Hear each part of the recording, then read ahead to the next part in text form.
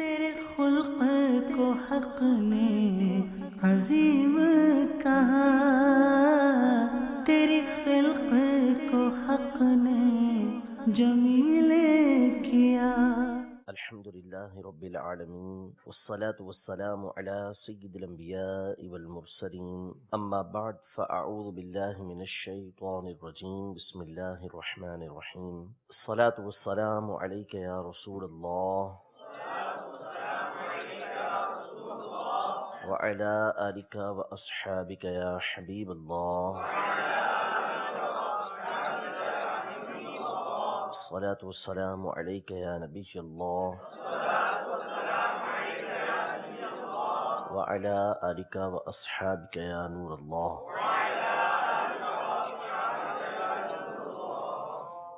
درس شفا شریف ہمارا جاری ہے الحمدللہ عز وجل۔ قرآن مجید فرقان حمید میں جن آیات میں واضح الفاظ میں اللہ تبارک و تعالی نے حضور سرور دو عالم صلی اللہ تعالی علیہ وآلہ وسلم کے فضائل و کمالات کو بیان کیا ہے، وہ آیتیں اور ان کی تفسیر میں اقوال علماء امام قاضی عیاض مالکی رحمۃ اللہ تعالی علیہ ذکر فرما رہے ہیں۔ پچھلے اسباق کے اندر پچھلے دروس میں ہم نے ورفعنا لک ذکرک کے تحت تفسیری گفتگو کی، اور اس ضمن میں علماء کرام نے جو باتیں بیان فرمائی ہیں اس کو بیان کرنے کی سعادت حاصل کی ہے۔ آج انشاءاللہ تبارک و تعالی مزید آگے کچھ آیتیں اور ان کے ضمن میں محدثین کے اسلاف کے اقوال انشاءاللہ قاضی عیاض مالکی رحمۃ اللہ تعالی علیہ نے ذکر کی ہیں اس کو بیان کیا جائے گا۔ پہلی آیت جو آج کے سبق کی ہے، جس میں قاضی عیاض مالکی رحمۃ اللہ تعالی علیہ نے نبی کریم صلی اللہ تعالی علیہ وسلم کی ایک شان کو ذکر کرنے کی سعادت حاصل کی ہے، وہ ہے قرآن پاک کی مشہور آیت کریمہ اور معروف اور ہر ایک کو تقریباً یاد ہوتی ہے، اہدنا الصراط المستقیم صراط الذین انعمت علیہم، یعنی اے اللہ ہمیں سیدھے راستے پر چلا، راستہ ان کا جن پر تو نے انعام کیا۔ قرآن پاک کی تفسیر کے مختلف طرق ہوتے ہیں، مختلف انداز ہوتے ہیں کہ قرآن پاک کی تفسیر کس طرح سے کی جاتی ہے۔ سب سے اعلیٰ اور ارفع جو طریقہ کار ہے قرآن پاک کی تفسیر کا، اولاً تو قرآن پاک کی تفسیر ہر ایرے گرے کا کام نہیں، اس کے لیے کثیر علوم کی حاجت ہوتی ہے، اور صرف علوم نہیں بلکہ اس کے اندر ماہر ہونا، پھر اس کے بعد اسلاف کے دامن کو پکڑنا، ماہر اساتذہ کی بارگاہ میں حاضر ہونا، صحبتوں کا ہونا، ادب و احترام کا ہونا، یہ بہت ساری چیزیں علوم کے ساتھ اس کی حاجت پڑتی ہے۔ تو قرآن پاک کی سب سے اعلیٰ اور ارفع جو تفسیر ہوتی ہے وہ ہوتی ہے تفسیر قرآن بالقرآن، تفسیر قرآن بالقرآن، کہ قرآن کی تفسیر قرآن سے کی جائے۔ قرآن کی آیتیں ایک آیت دوسری آیت کی تفسیر کرتی ہے، ایک ہی آیت ایک مقام پر ہے، دوسرے مقام پر آپ جائیں گے تو وہ دوسری آیت اس آیت کی وضاحت کر دے گی۔ مثال کے طور پر ایک مقام پر اللہ تبارک و تعالی نے جو دم ہے، خون ہے، اس کے بارے میں مطلقاً فرمایا کہ یہ حرام ہے، یعنی نجس ہے، لیکن دوسرے مقام پر اس کی صراحت کی گئی دمم مسفوحہ، یعنی یہ حرام جو نجیس خون ہے وہ کون سا ہے؟ بیتا خون، ٹھیک ہے۔ اس پر جو مشہور و معروف مثال دی جاتی ہے وہ قرآن پاک کی یہی آیت صراط الذین انعمت علیہم، راستہ ان کا جن پر تو نے اپنا انعام کیا۔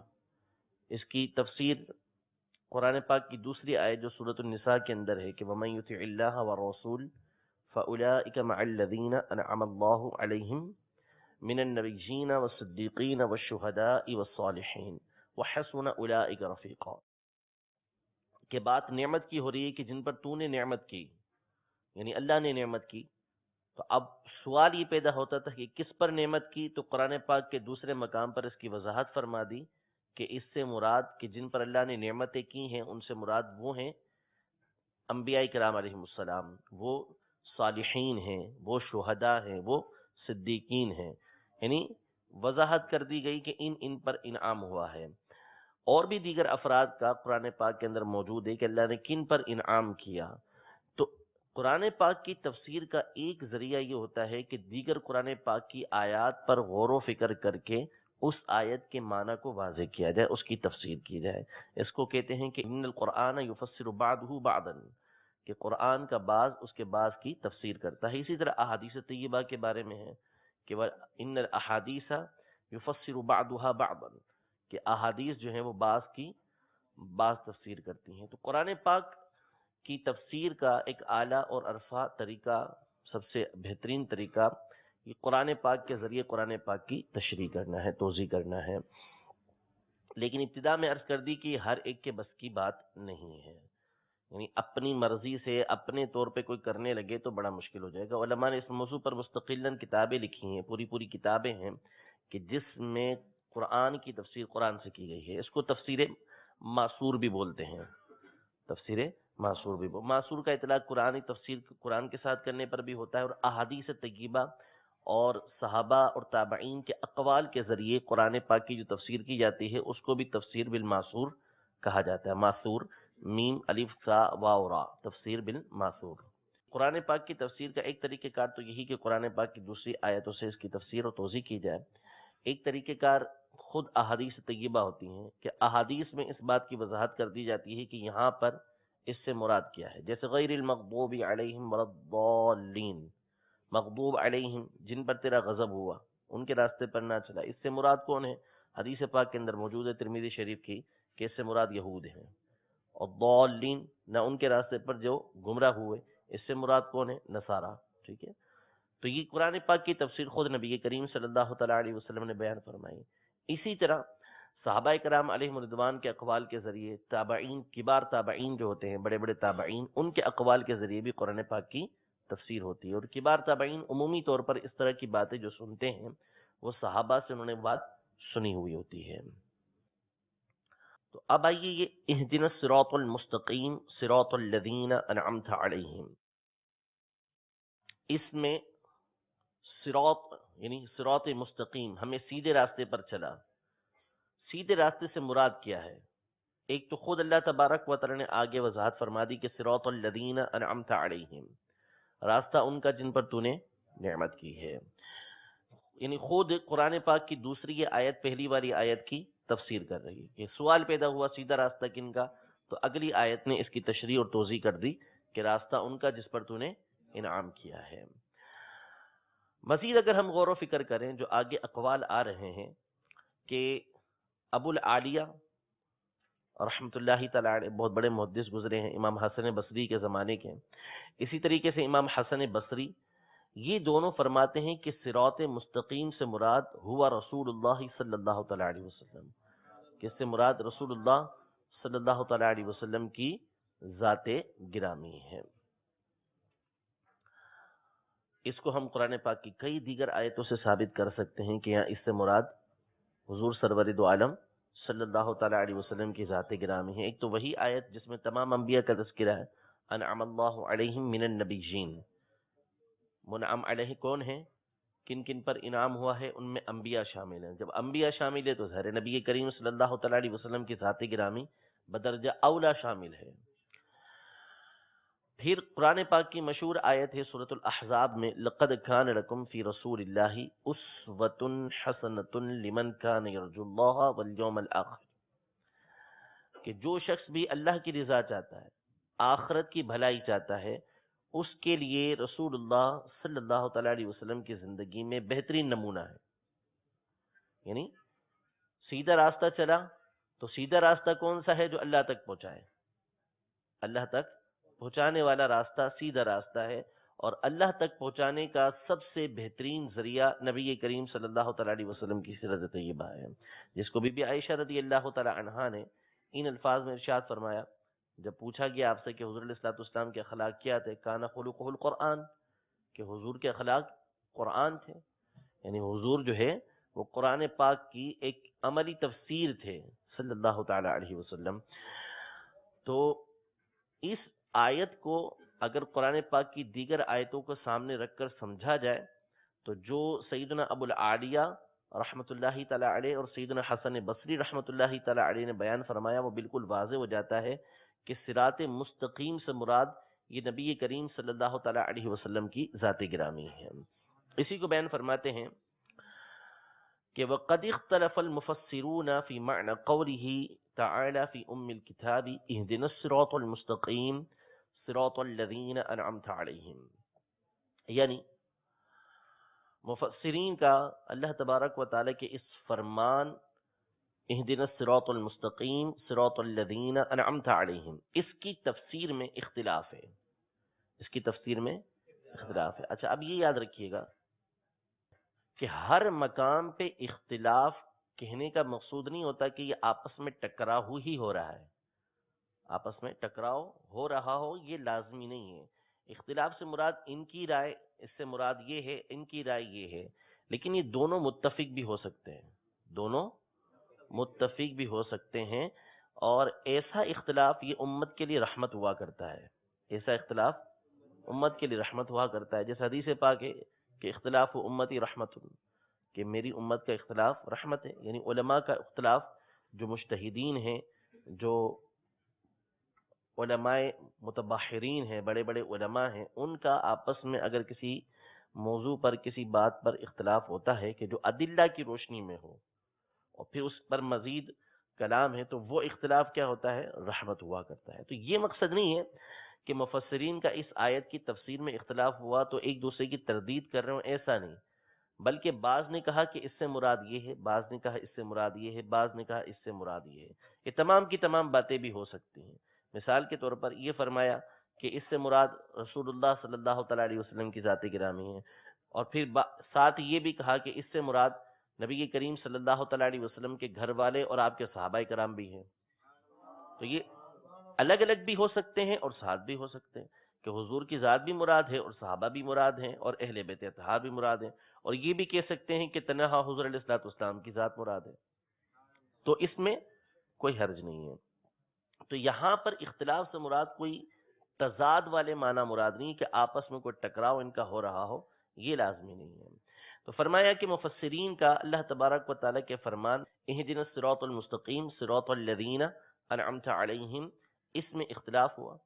تو ابو العالیہ اور حسن بصری فرماتے ہیں کہ الصراط المستقیم اس سے مراد ہوا رسول اللہ صلی اللہ تعالی علیہ وسلم وخیار اہل بیتہ واصحابہ، یعنی اس سے مراد حضور صلی اللہ تعالی علیہ وسلم، آپ کے اہل بیت اطہار اور آپ کے صحابہ کرام ہیں جو بہترین شخصیتیں ہیں۔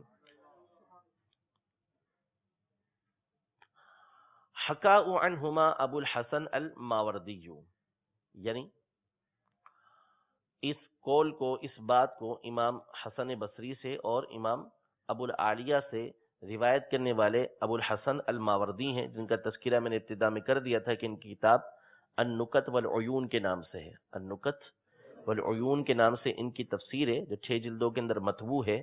اس میں یہ مختلف اقوال ذکر کرتے ہیں، مختلف اقوال ذکر کرتے ہیں کہ اس آیت کے اندر فلاں کا کیا قول ہے، فلاں کا کیا قول ہے، کس نے اس آیت کے بارے میں کیا فرمایا ہے۔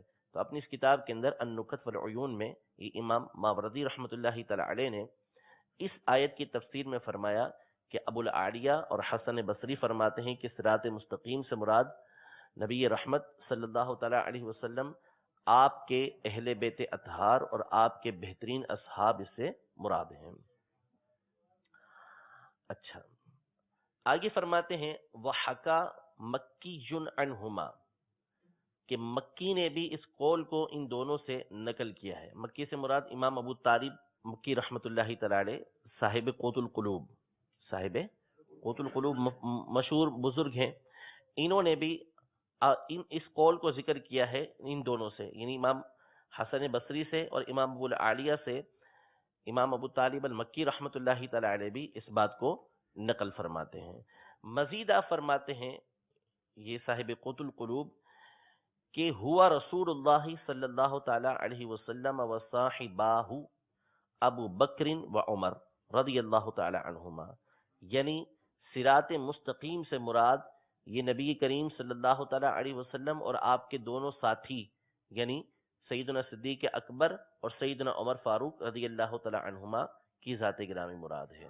تو صاحب قوت القلوب رحمۃ اللہ تعالی علیہ نے یہ فرمایا کہ اس سے مراد رسول اللہ صلی اللہ تعالی علیہ وسلم کی ذات گرامی اور آپ کے دونوں صحابہ ہیں۔ اب اسی بات کو سامنے رکھ لیں آپ، جو میں نے شروع میں عرض کیا کہ مفسرین کا آپس میں اگر کسی مقام پر اختلاف ہوتا ہے تو اس سے لازمی نہیں ہوتا کہ ٹکراؤ ہی ہو رہا ہو۔ اب ظاہر ہے کہ جب یہ کہا کہ رسول اللہ صلی اللہ تعالی علیہ وسلم کی ذات مراد ہے اور آپ کے اصحاب مراد ہیں، تو اصحاب میں کون کون آ گیا؟ تمام کے تمام صحابہ کرام علیہم رضوان آ گئے۔ تو اس میں ابو بکر صدیق رضی اللہ تعالی عنہ اور عمر فاروق رضی اللہ تعالی عنہ بدرجہ اولا شامل ہیں، بدرجہ اولا شامل ہیں۔ تو دوسری تفسیر کی گئی تو اس سے مراد بھی یہی ہو گیا، انہوں نے اس کی تخصیص کر دی، خاص کر دیے کہ اس میں مراد حضور علیہ الصلوۃ والسلام کے سب سے عظیم صحابہ مراد ہیں۔ تو آپس میں اس میں ٹکراؤ یہ نہیں ہوا کرتا۔ اچھا، اب یہ مسئلہ ہے کہ جیسے یہ بات ذکر کی جا رہی ہے، تو چونکہ قاضی ایاز مالکی رحمۃ اللہ تعالی علیہ کا جو اس شفا شریف کو بیان کرنے کا انداز ہے وہ یہی ہے کہ ان سے جو سوال ہوا تھا، ان سے جو عرض کی گئی تھی وہ یہی کی گئی تھی کہ آپ اقوال علماء کو ذکر کریں، متقدمین اور متاخرین دونوں طرح کے علماء کے اقوال کو ذکر کریں کہ یہ حضور علیہ الصلوۃ والسلام کی شان و عظمت کے بارے میں، حضور علیہ الصلوۃ والسلام کے اس امت پر حقوق کے بارے میں یہ کیا ارشاد فرماتے ہیں۔ تو اس لیے قاضی ایاز مالکی رحمۃ اللہ تعالی علیہ کا انداز آپ دیکھیں گے کہ قرآن پاک کی آیت کو ذکر کر دیا، اہدنا الصراط المستقیم صراط الذین انعمت علیہم۔ اب اس میں پہلے امام حسن بصری کا، امام ابو العالیہ کا ذکر کیا، پھر امام ابو طالب المکی رحمۃ اللہ تعالی علیہ کا ذکر کیا۔ اب آگے مزید اس حوالے سے ذکر کرتے ہیں، فرماتے ہیں کہ وحکا ابو اللیث السمرقندی مثلہ عن ابی العالیہ، کہ ابو اللیث سمرقندی رحمۃ اللہ تعالی علیہ نے بھی اسی طرح کی بات سیدنا ابو العالیہ رضی اللہ تعالی عنہ سے نقل کی ہے۔ اللہ تبارک و تعالیٰ کے فرمان صراط الذین انعمت علیہم میں عن عبد الرحمن بن زید، یعنی ابو اللیث سمرقندی رحمۃ اللہ تعالی علیہ نے جو بات سیدنا ابو العالیہ رضی اللہ تعالی عنہ سے مروی ہے، اسی طرح کی بات حضرت عبد الرحمن بن زید، یہ بھی بہت بڑے محدث ہیں، ان سے بھی اس طرح کی بات ذکر کی ہے، یعنی صراط الذین انعمت علیہم، صراط مستقیم سے مراد کون ہے؟ نبی کریم صلی اللہ تعالی علیہ وسلم کی ذات، آپ کے صحابہ، آپ کے اہل بیت اطہار، یہ مراد ہیں۔ تو اس بات کو کس کس نے نقل کیا؟ امام حسن بصری نے، امام ابو العالیہ نے، اور یہی بات امام ابو طالب المکی رحمۃ اللہ تعالی علیہ بھی بیان فرماتے ہیں۔ پھر اس بات کو امام قاضی ایاز مالکی رحمۃ اللہ تعالی علیہ، فقی ابو اللیث سمرقندی رحمۃ اللہ تعالی علیہ کے حوالے سے عبد الرحمن بن زید سے بھی ذکر کرتے ہیں کہ یہاں پر اس سے مراد نبی کریم صلی اللہ تعالی علیہ وسلم کی ذات گرامی ہے اور آپ کے صحابہ مراد ہیں۔ تو یہ بڑے بڑے ائمہ، بڑے بڑے محدثین، بڑے بڑے مفسرین اس بات کو بیان کر رہے ہیں کہ صراط مستقیم سے مراد نبی کریم صلی اللہ تعالی علیہ وسلم کی ذات گرامی ہے۔ گویا کہ اب حضور علیہ الصلوۃ والسلام کی تعریف کا، مدحت کا اس میں یہ بیان ہوا کہ خود اللہ تبارک و تعالی مومنوں کو اس بات کا حکم دے رہا ہے، دعا سکھا رہا ہے کہ اللہ سے دعا کرنی ہے تو اس طرح دعا کرو کہ ہمیں محمد صلی اللہ تعالی علیہ وآلہ وسلم کی راہ پر چلا، اہدنا الصراط المستقیم، ہمیں سیدھے راستے پر چلا، یعنی محمد صلی اللہ تعالی علیہ وسلم کے راستے پر چلا۔ اور یہ ایک بہت بڑی بات ہے، یعنی اگر کوئی طالب علم اچھا پڑھنے والا ہے، اس کی مثال دے کر کہا جائے کہ بھائی اس کے طریقے پر چلو، اس کا انداز اپناؤ، تو اس طالب علم کی کتنی تعریف ہوگی، کتنی مدحت ہوگی کہ اس کے بارے میں بیان کیا جا رہا ہے کہ یہ اتنا اچھا شخص ہے، اتنا قابل اور لائق ہے کہ اس کے طریقہ کار کو اختیار کرو۔ تو خود رب تبارک و تعالیٰ جس ہستی کے بارے میں فرمائے کہ اللہ تک پہنچنا ہے، وہ راستہ اختیار کرنا ہے کہ جس کے ذریعے سے اللہ کی معرفت حاصل ہو، اللہ کی رضا حاصل ہو، تو وہ محمد صلی اللہ تعالی علیہ وسلم کا راستہ ہے۔ ٹھیک ہے، تو یہ نبی کریم صلی اللہ تعالی علیہ وسلم کی بہت بڑی شان اس آیت کے اندر بیان کی گئی ہے۔ اگلی آیت قرآن پاک کی سورہ بقرہ کی آیت نمبر 256. فرمایا اللہ تبارک و تعالی نے فَقَدِ اسْتَمْسَكَ بِالْعُرْوَةِ الْوُثْقَى لَا انفصام لَهَا وَاللَّهُ سَمِيعٌ عَلِيمٌ. یعنی یہ آیت پوری اس طرح ہے کہ لا اکراہ فی الدین قد تبین الرشد من الغی فمن یکفر بالطاغوت ویؤمن باللہ فقد استمسک بالعروة الوثقى لا انفصام لها واللہ سمیع علیم. یعنی جس نے طاغوت کا یعنی شیطان کا انکار کیا اللہ پر ایمان لے کر آیا، جس نے طاغوت کا یعنی شیطان کا انکار کیا اللہ پر ایمان لے کر آیا تو اس نے مضبوط حلقے کو پکڑ لیا، مضبوط حلقے کو پکڑ لیا. یعنی عروۃ الوثقی کا مطلب ہے، وثقی بولتے ہیں مضبوطی کو، ٹھیک ہے. عروہ یہ جیسے رسی گول ہو گئی، گول رسی کا آپ دائرہ بنا لیں اور اس دائرے میں آپ زور سے اس کو پکڑ لیں اور وہ مضبوط رسی ہو تو اس کا مطلب ہے کہ آپ نے ایک مضبوط سہارا حاصل کر لیا.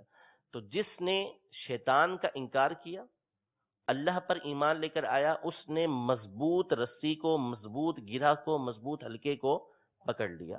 اب وہ گرے گا نہیں، وہ اس سے جدا نہیں ہوگی.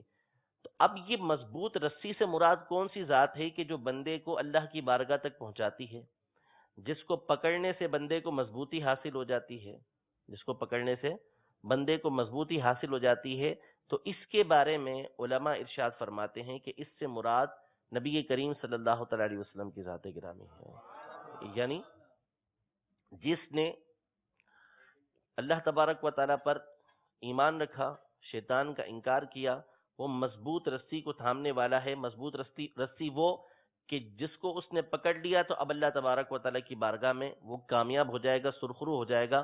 تو یہ مضبوط رسی سے مراد نبی کریم صلی اللہ تعالیٰ علیہ وسلم کی ذات گرامی ہے کہ وہ نبی کریم صلی اللہ تعالیٰ علیہ وسلم کے دامن رحمت کے اندر آ جاتا ہے، آپ علیہ الصلوۃ والسلام کے دامن کو تھامنے والا ہو جاتا ہے. اور جو حضور علیہ الصلوۃ والسلام کے دامن کو تھام لینے والا ہو وہ اللہ تبارک و تعالیٰ کی بارگاہ میں سرخرو ہو جاتا ہے. تو یہ مضمون بھی قرآن پاک کی بہت ساری آیتوں سے ثابت ہے کہ اللہ تبارک و تعالیٰ کی رضا، اللہ تبارک و تعالیٰ کی بارگاہ میں کامیابی، کامرانی ہے ہی اس صورت میں جب نبی کریم صلی اللہ تعالیٰ علیہ وسلم کی پیروی کی جائے.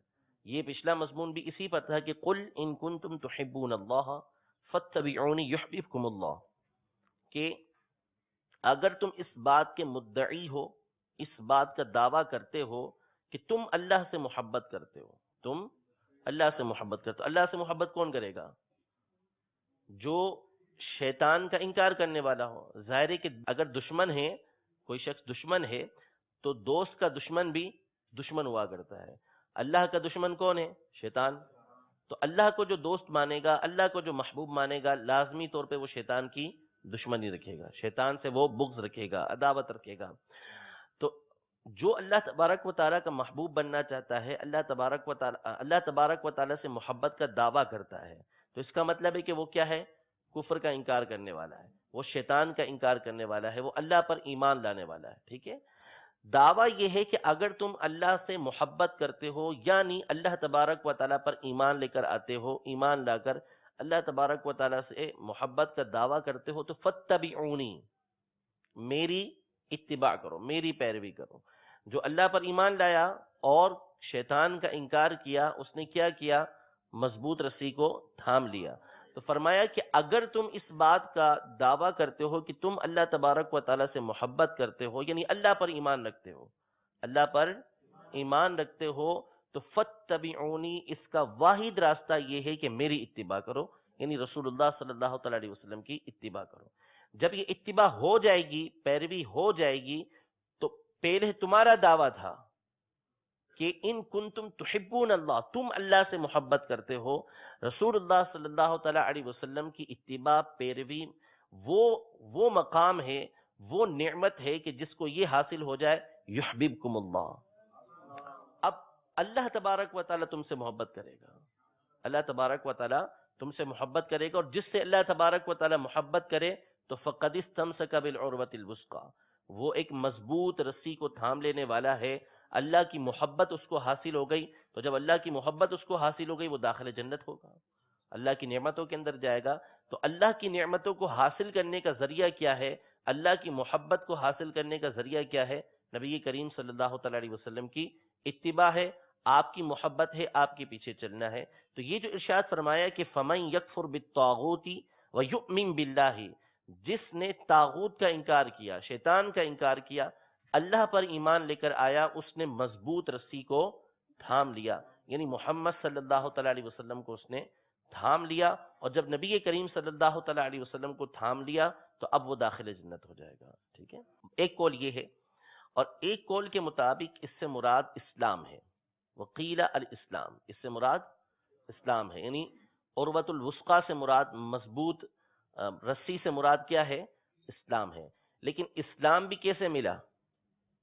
حضور تھے تو اسلام ملا نا، اگر حضور علیہ الصلوۃ والسلام نہ ہو تو پھر اسلام بھی نہ ملے۔ ٹھیک ہے، تو حضور علیہ الصلوۃ والسلام تشریف لے کر آئے، آپ اسلام لے کر آئے، آپ نے ایمان دیا، تو اس صورت میں ہمیں ایمان و اسلام نصیب ہوا، اور ایمان و اسلام نصیب ہوا تو ہمیں مضبوط رسی نصیب ہوئی۔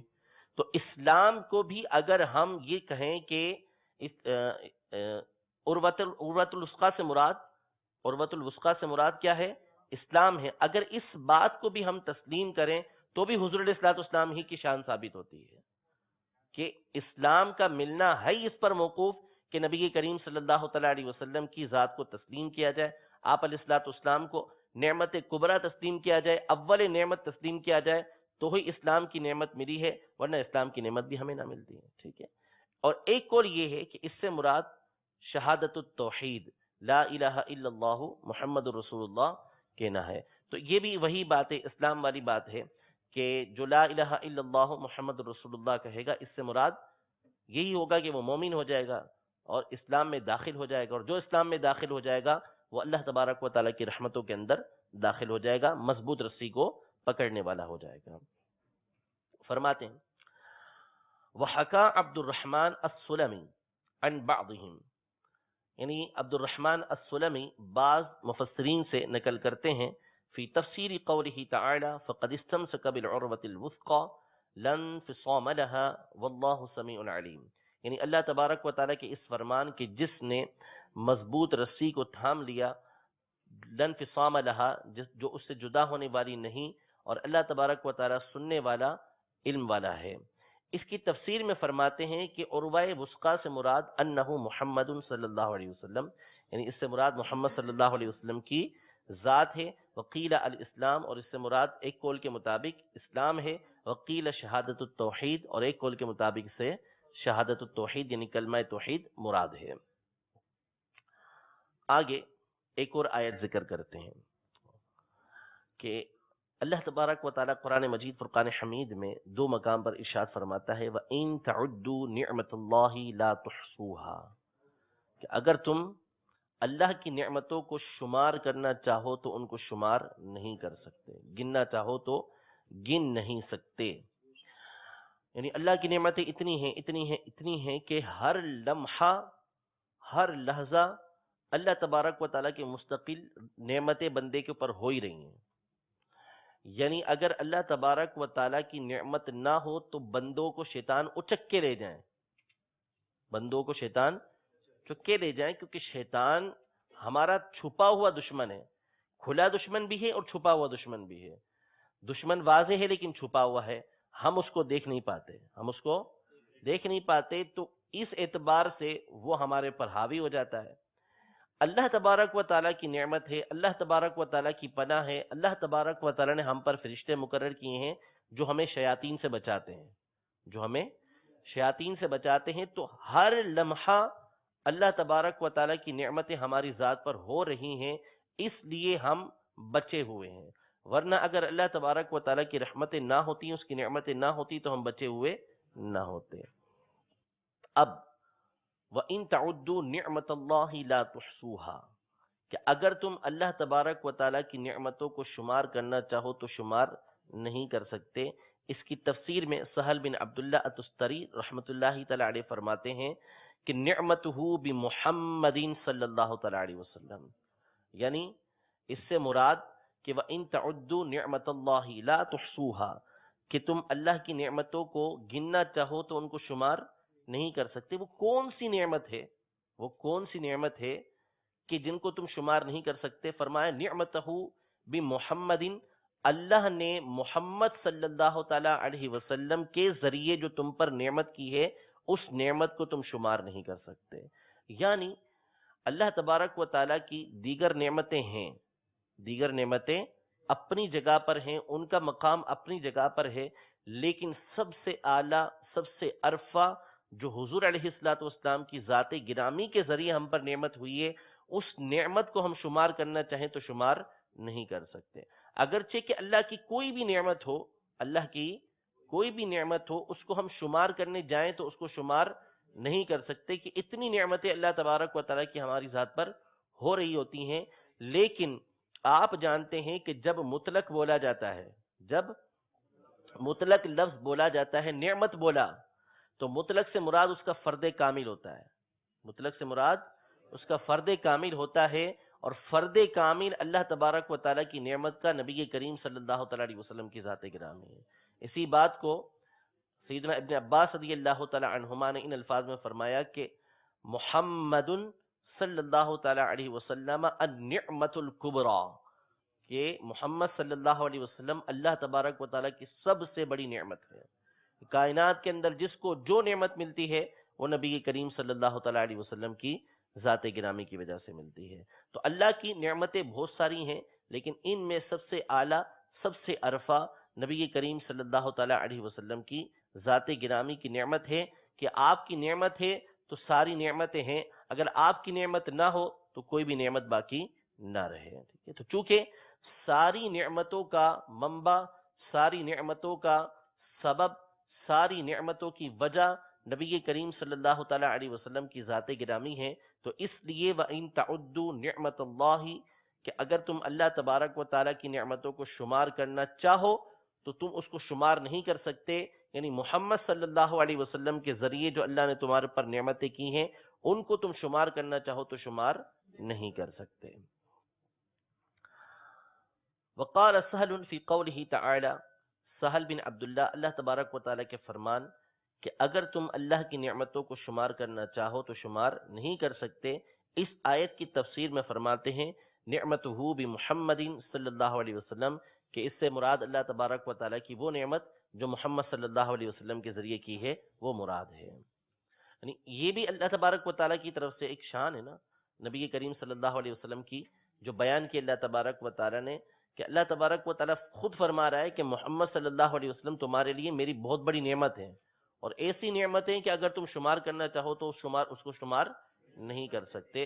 یعنی تم کما حق ہو اس بات کو جان ہی نہیں سکتے کہ اللہ نے محمد صلی اللہ علیہ وسلم کو تمہارے درمیان بھیج کر تمہارے پر کتنی بڑی نعمت کی ہے۔ یہ قیامت کے دن کھلے گا۔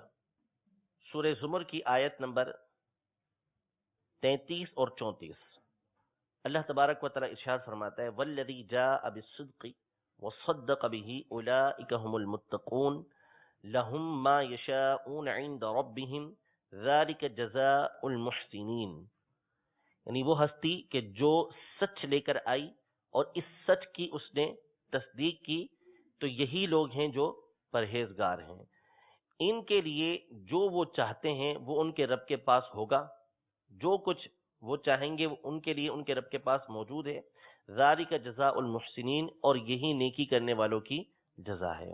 اس میں یہ ارشاد فرمایا کہ والذی جاء بالصدق، جو سچائی لے کر آئے، تو سچائی یعنی اس سے مراد اسلام، جو اسلام لے کر آئے اللہ تبارک و تعالیٰ کی طرف سے احکام اسلام لے کر آئے، یعنی والذی جاء بالصدق، حضور علیہ الصلوۃ والسلام اللہ کی بارگاہ سے صدق کو لے کر آئے، یعنی سچائی کو لے کر آئے۔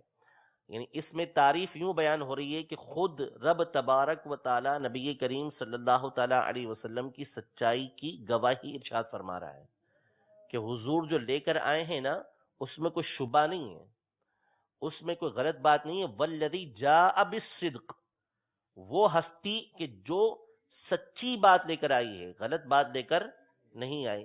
وصدق بھی، اور اس کی تصدیق کرنے والی ہے. اب یہ صدق بھی سے مراد کیا ہے کہ اس کی تصدیق کرنے والی کون ہے؟ اس کی تصدیق کرنے والے تو ایک قول کے مطابق اس سے مراد نبی کریم صلی اللہ علیہ وسلم کی خود اپنی ذات ہے کہ فقط اتنا نہیں کہ اللہ تبارک و تعالیٰ کی طرف سے بات لے کر آئے سچی، بلکہ لے کر بھی آئے اور اس بات کی خود تصدیق بھی کرتے ہیں کہ اللہ تبارک و تعالیٰ نے سچ اور حق فرمایا ہے. اللہ نے سچ اور حق فرمایا ہے. اور بعض مفسرین فرماتے ہیں کہ اس سے مراد صحابہ کرام علیہم رضوان کی ذات ہے، مومنوں کی ذات ہے کہ والذی جاء بالصدق وصدق به، حضور سچ لے کر آئے اور حضور کی باتیں جو بھی تھیں اس کی صحابہ نے، مومنوں نے تصدیق کی کہ حضور جو بات لے کر آئے ہیں وہ کیا ہے؟ سچی ہے. ٹھیک ہے. اب آگے فرمایا کہ والذی جاء بالصدق وصدق به، وہ ہستی کہ جو سچ لے کر آئی اور اس سچ کی تصدیق بھی کرنے والی ہے، اس کے لیے کیا ہے؟ اس کے رب کے پاس جو وہ چاہتے ہیں، جو وہ پسند کرتے ہیں، ان کے رب کے پاس وہ موجود ہے.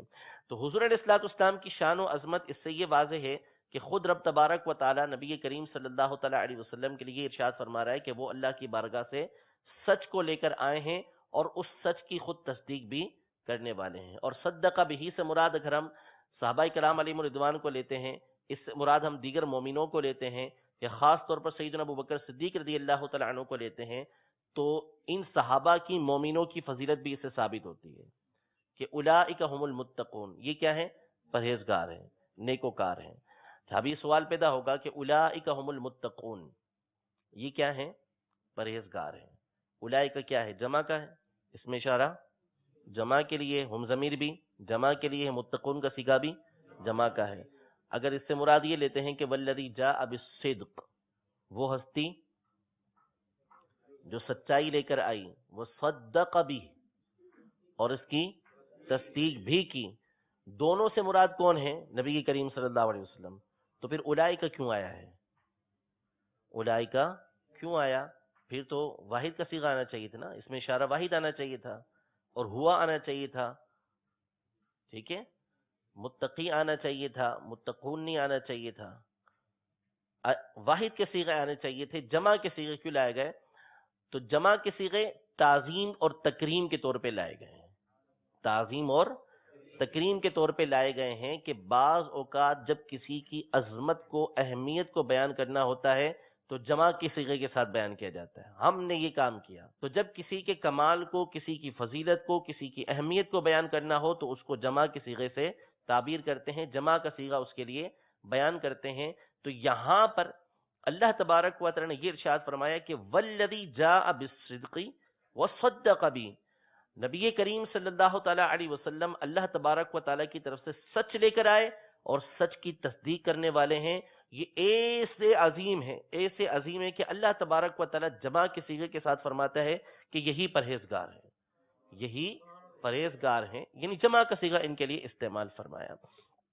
یہ اس صورت میں جبکہ صدق بھی سے مراد حضور علیہ الصلوۃ والسلام کی اپنی ذات گرامی ہو. اور اگر ہم صدق بھی سے مراد سیدنا ابوبکر صدیق لیتے ہیں، یا اس سے مراد ہم صحابہ کرام علیہم رضوان لیتے ہیں، یا اس سے مراد ہم دیگر مومنین لیتے ہیں، تو پھر اس تعویل کی کوئی ضرورت نہیں کہ اللہ تبارک و تعالیٰ کے نزدیک نبی کریم صلی اللہ علیہ وسلم اور تمام وہ افراد کے جو حضور علیہ الصلوۃ والسلام کی تصدیق کرنے والے ہیں وہ متقی اور پرہیزگار ہیں.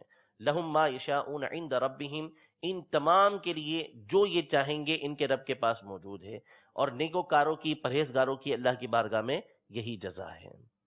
دیکھیے وقال تعالی، اللہ تبارک و تعالی ارشاد فرماتا ہے والذی جاء بالصدق وصدق به اولئک هم المتقون لهم ما یشاءون عند ربهم ذلك جزاء المحسنین.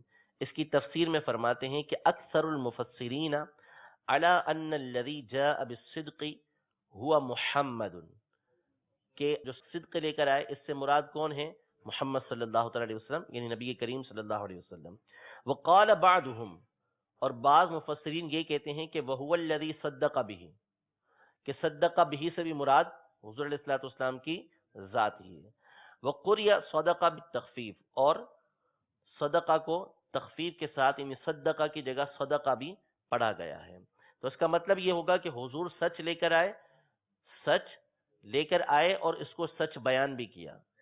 لے کر بھی آئے سچی بات اور سچی بات کو آگے بیان بھی کیا. وقال غیرہم، اور بعض دیگر مفسرین فرماتے ہیں کہ الذی صدق به، جو تصدیق کرنے والے ہیں وہ کون ہیں؟ مؤمنون. ٹھیک ہے. وقیل ابو بکر، اور بعض کے مطابق ابو بکر صدیق رضی اللہ تعالی عنہ نبی کریم صلی اللہ علیہ وسلم کی تصدیق کرنے والے ہیں. تو چونکہ آپ سب سے اعلیٰ و عرفہ آپ کی تصدیق تھی، سب سے اعلیٰ و عرفہ آپ کی تصدیق تھی کہ ہر معاملے میں نبی کریم صلی اللہ تعالی علیہ وسلم کی بلا جھجک تصدیق فرمایا کرتے تھے، اور آپ صدیق اکبر ہیں، تو اس لیے خاص طور پر آپ کی ذات کو یہاں پر مراد لیا گیا ہے.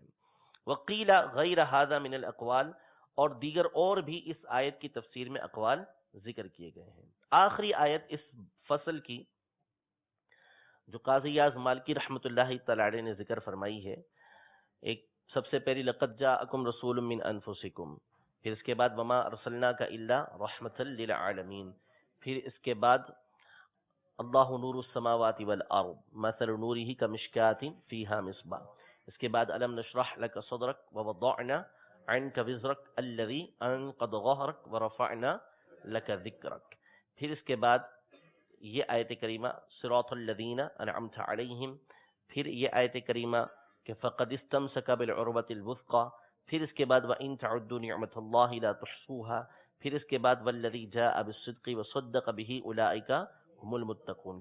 آخری آیت کہ اللہ تبارک و تعالی سورۃ الرعد کی آیت نمبر 28 میں فرماتا ہے الا بذکر اللہ تطمئن القلوب، سن لو کہ اللہ کے ذکر کے ساتھ ہی دلوں کو اطمینان حاصل ہوتا ہے. اللہ کے ذکر کے ساتھ ہی دلوں کو اطمینان حاصل ہوتا ہے. اس کی ایک تفسیر تو بالکل واضح ہے کہ اللہ تبارک و تعالیٰ کا ذکر کرنا، اللہ تبارک و تعالیٰ کا ذکر کریں، چاہے زبان سے کریں، چاہے آپ دل کے ذریعے کریں، یعنی اللہ کی نعمتوں میں غور و فکر کریں، اللہ کی تخلیقات میں غور و فکر کریں. اور حقیقت ہے کہ جب بندہ دل سے اللہ تبارک و تعالیٰ کی نعمتوں پر غور و فکر کرتا ہے، اس کی تخلیقات پر غور کرتا ہے، تو اس کے دل کو اطمینان حاصل ہوتا ہے، چین حاصل ہوتا ہے.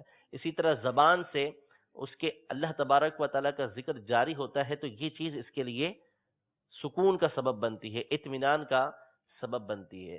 چاہے فی الوقت اس کو ایسا محسوس نہ ہو رہا ہو، لیکن جب وہ غور سے یہ چیز سوچتا ہے تو اس کے لیے یہ چیز اطمینان کا سبب بن جاتی ہے کہ میں نے اللہ تبارک و تعالیٰ کا ذکر کیا. اللہ تبارک و تعالیٰ کیسا کریم ہے کہ باوجود میرے گناہوں کے اس نے مجھے اپنا ذکر کرنے کی توفیق عطا فرمائی. وہ مجھ سے محبت فرماتا ہے، وہ میرا رب ہے، میرا پروردگار ہے. جب یہ باتیں بندہ سوچتا ہے تو پھر اس کے دل کو اطمینان حاصل ہوتا ہے، چین حاصل ہوتا ہے کہ میرا رب عز و جل مجھے اپنے ذکر کی توفیق عطا فرما رہا ہے. تو یہ بات تو بالکل واضح ہے کہ اللہ تبارک و تعالیٰ کے ذکر سے دلوں کو اطمینان حاصل ہوتا ہے. اس کی یہ تفسیر بالکل واضح ہے.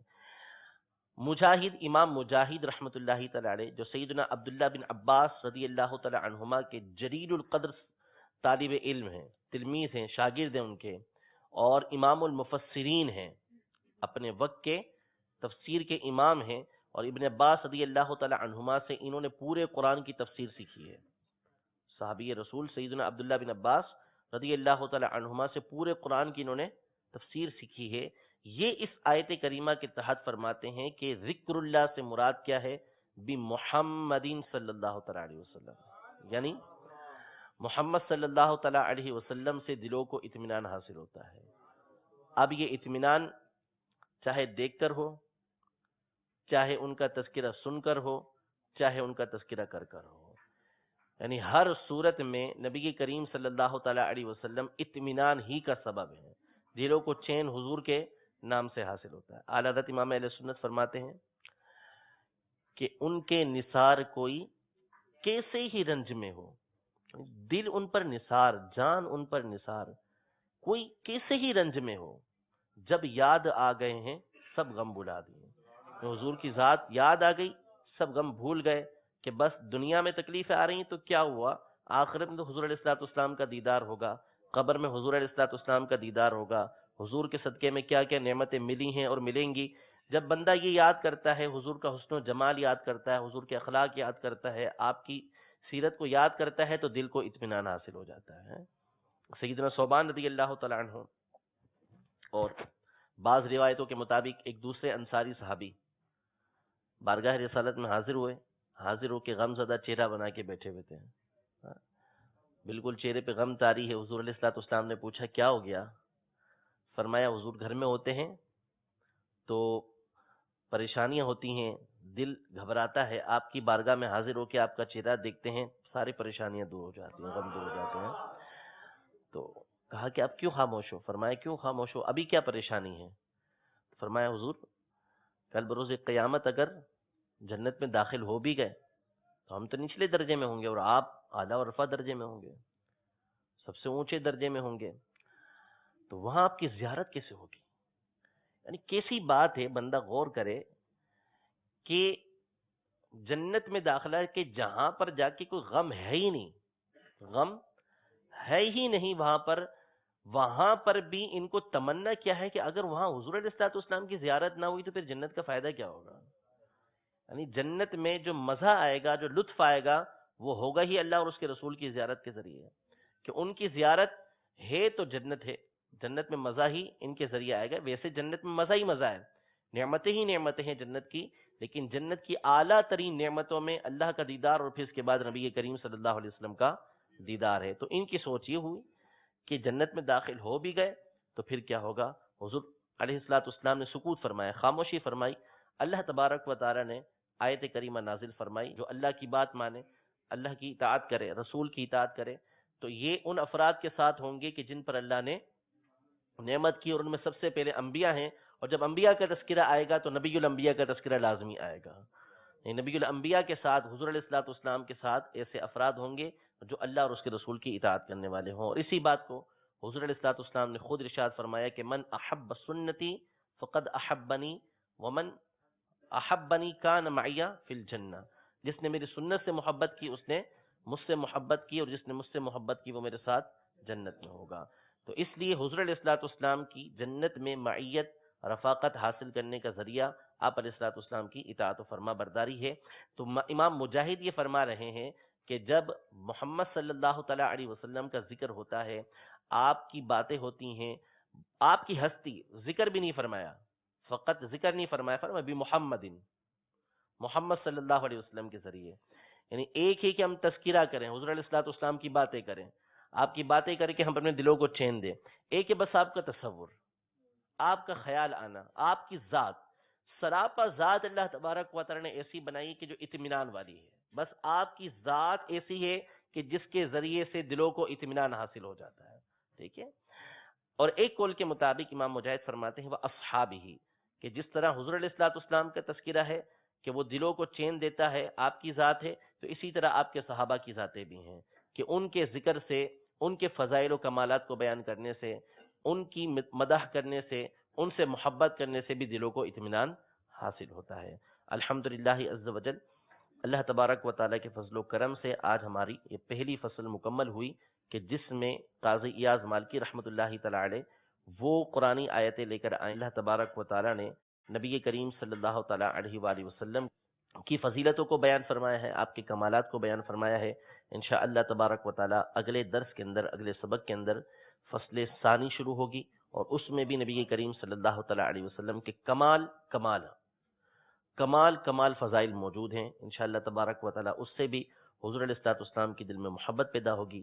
رب العزت جل وعلا ہمارے اس سبق کو، دیگر اسباق جو ہم نے پڑھے ہیں، اس کو قبول و منظور فرمائے، اور جس مقصد کے لیے ہم اس شفا شریف کو پڑھ رہے ہیں، اللہ تبارک و تعالیٰ اس مقصد میں ہمیں کامیابی و کامرانی عطا فرمائے۔ حضور سرور دو عالم صلی اللہ تعالی علیہ وسلم کی سچی عقیدت، محبت اور آپ علیہ الصلوۃ والسلام کی شفاعت ہمیں، ہمارے پورے خاندان کو نصیب فرمائے۔ آپ علیہ الصلوۃ والسلام کی شفاعت کے صدقے میں اللہ تبارک و تعالیٰ علیہ الصلوۃ والسلام کی پوری امت کی بخشش و مغفرت فرمائے۔ آمین بجاہ النبی الامین صلی اللہ تعالی علیہ وآلہ وسلم۔ تیرے خلق کو حق نے عظیم کہا، تیری خلق کو حق نے جمیل